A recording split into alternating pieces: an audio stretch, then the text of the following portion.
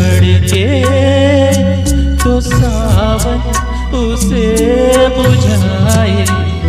सावन जो आग लगाए उसे कौन बुझाए, उसे कौन बुझाए।